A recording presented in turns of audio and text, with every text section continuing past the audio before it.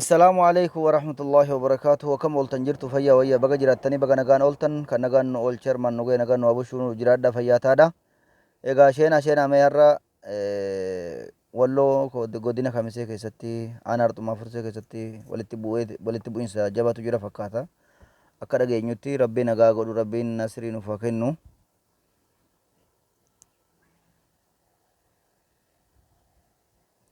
egaa jarri inni kun waan deeggaramuun qaba gargaarsa of duubaa qabanii mootummaatti isaan gargaaraa mootummaatti isaan ergaa hawaasa walitti buusa yeroo ammaa kana ammoo yeroo namni midhaan ofii aramatu jireenya ofiidhaa garee boodaatiif of jiraachisaa jirudha yoggaa kanatti immoo walitti bu'iinsa yoggaa argametti rakkoo jabaadha har'a nafxanyoon egaa saalaan qabanii hoggaa namni nagaa jaalanna jee callise isaan ammoo waan sodaatan itti fakkaatanii horii ummataa fuudhuudha walitti bu'anii jedhanii horii ummata keenyaa fuudhanii qabeenya ummataa saamuudhaan rakkoo walitti bu'ametu jira kanaaf gaa lubbuu hanga dabartee fi hanga madaa'illee addan baafanne mootummalleen fayyedduu isheen adda ooshuu dadhabne humna dabalataa nuu dabala adda dhaabuu dadhabne jeetii himataa jira kan jedhan dubbatanii ummata keenya immoo gama tokkoon waan nama ajaa'ibaati amma kaleessuma kanatti fursee keessa deemanii ulee gabayaa keessa deemanii ulee saanjaa waan namni qabatee deemu akka dubartiitti akka qullaa deemutti irraa guuraniitu ulee gabayaa keessatti irraa guban jedhanii ulee namni maallaqaan bite akka namni keenya waa takka qabatee hin deemnee fi akka namni jireenya ofiidhaa jibbu godhaa jiran jechuu magaalaa kee deemanii gabayaa kee deemanii haa ta'uti immoo warri soddaa isaanii saawa ummata qabeenya ummanni ijoollee jala kaayee gadi baafate alatti gadi baase jalaa fuudhuudhaan rakkoo kanaa uumaa jiranii badiin jarri dalageen mul'atu gochi jarri dalageen mul'atu garuu rakkoon ummata keenyaa hanga dhugaan gamaa gamanaa furamtutti nageenyi argamu jechuu hanga ummata kana mootummaan isaan sirreessu argamutti nageenyi ummataan argamu akka ulee hin qabanne akka ulee qabattee ati manaa gadi hin baane sirraa fuudhaa ulee sirratti gubaatii kameeshaadhaa dhiisa haaduu sirraa fuudhaatii ulee sirraa fuudhaa sirraa gubaatii gaafa ammoo ati qabeenya kan kee addunyaa kan kee bobbaafattee si bukkeen nafxeenyaa fuudhee galchutti akkamit jiraatame namni ulee qabattee kan deemne sirraa fuudha barana Shimallis Abdiisaadhaa qawwee gana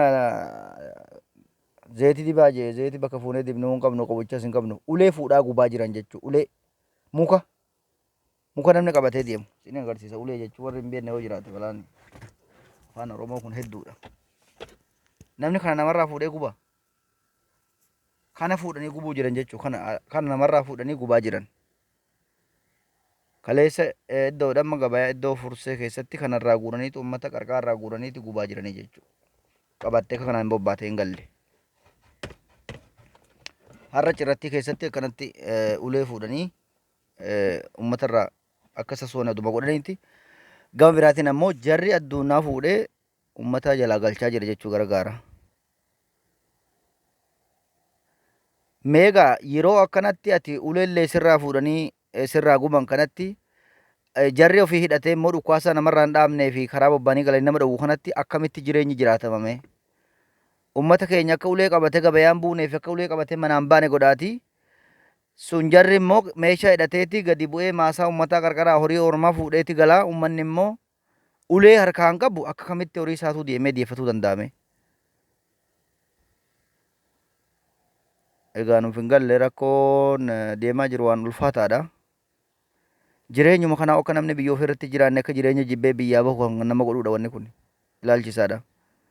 Namni akkumatti jiraatu akka hamileen namaa cabuudha wanni kun amma hamilee namaa cabsuudha namni qawwee kuma miliyoona meeqaan bite miliyoona isheen of deemte qawwee takkittiin kuma dhibbaa ol dabarte kuma dhibbaarra namni eessaa fuudheessa maal dalagatee maal argateeti bitatame yoo irraa har'a fuudhamte yoo niin dirmadha jee meeshaan isaa irraa fuudhamte yoo nan callisa jee saba isaatu duuna jalaa fuudhamu jira namni ulee namarraa fuudhure kana namarratti hin dhiisu jechuudha kanaafuu gama tokkoon ammoo hidhadhaa jechaati eenyu akka hidhachiisaa jiranii gama tokkoon ammoo uleellee akka namarraa fuudhaa jiran ani na ajaa'iba biyyattima keessatti inni uleen irraa fuudhamu isa kamii? Inni meeshaa hidhadhu zayitii dibiitii jiraadhu jedhaniin isa kami?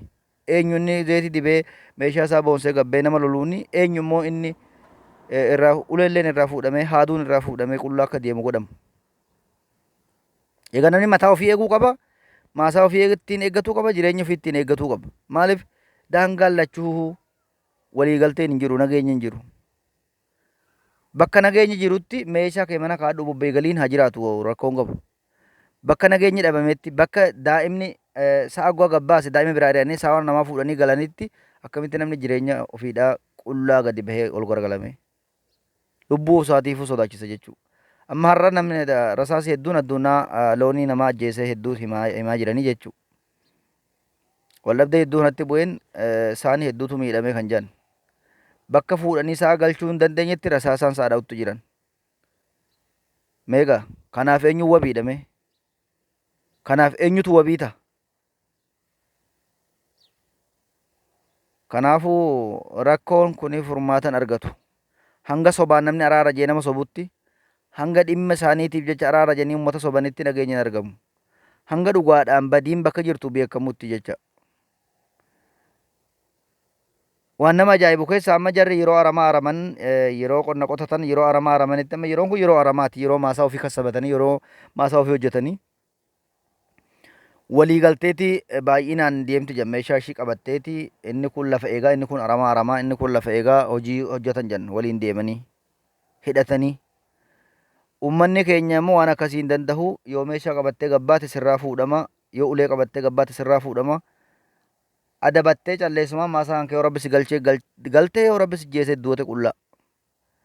Yookaan halkan dukkanaa deemeeti meeshaa san maasaa qarqara dhoffatee qullaa isaa kassabataa oolee yoo rabbi irraa oolchees meeshaa san amma achiin dhaqee dhossee saara keessa kahaa hoggaa kassabatu yoo meeshaa san hanqisuu danda'a jechuu diinni sun. Uummanni kun walii daangaa maasaa walii oliis walii gadis ni jira jechuu. Walkee darbanii qotatan walkee darbaniiti bobbaa galaa turanis duraanis ammas akkasuma. Mee yeroo kana akkana ta'e kanatti isaan kuni jamiidhaan yookiin ammoo gurmaahanii aramaa ta'u aramachaatii hojii ta'e hunda waliin wal bukkee ta'anii meeshaa hidhatanii dhufanii ni deebi'an. Mootummaan isaan kee jiru buchulleen isaan keessa jiru isaan hin basaasu isaan maqaan dha'u maqaan dhahanii garuu tan teenya keessa jirtu immoo yoo meeshaa qabattee gabbaate sirraa fuusisu. Yoo meeshaa qabattee gabbaate eessa dhaqxe jettee si gaafattee si dirquu. Rakkoo kanatu deemaa jira. Namni maasaa jaraa daangaa nama hidhatee wal hidhachiisee dalagu bira qullaa dhaqee waggaa dalagatee galuu akkam fakkaatame. Lubbuun uummata keenya wabii hin qabdu jecha. Lubbuun uummata keenya gaafa baatu hin beekamtu. Har'a galee alhamdulillah jeetuma rafaa ganama immoo yoon galee soon dhiisas jeetuma bobbee galaa jechuun gaafa ajjeesanii. Kanaafuu kun waan nama ajaa'ibaati.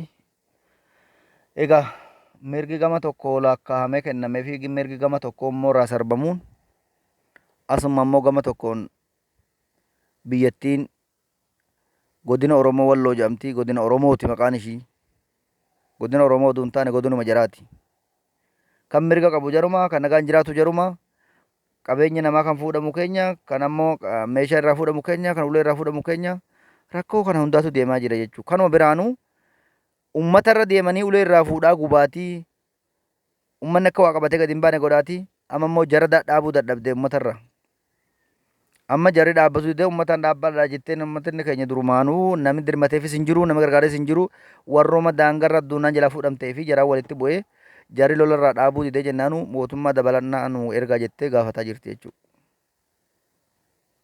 Hin dhaaban gaa maaliif dhaabarree wanni dhaabaniif hin jiru mirga qaban.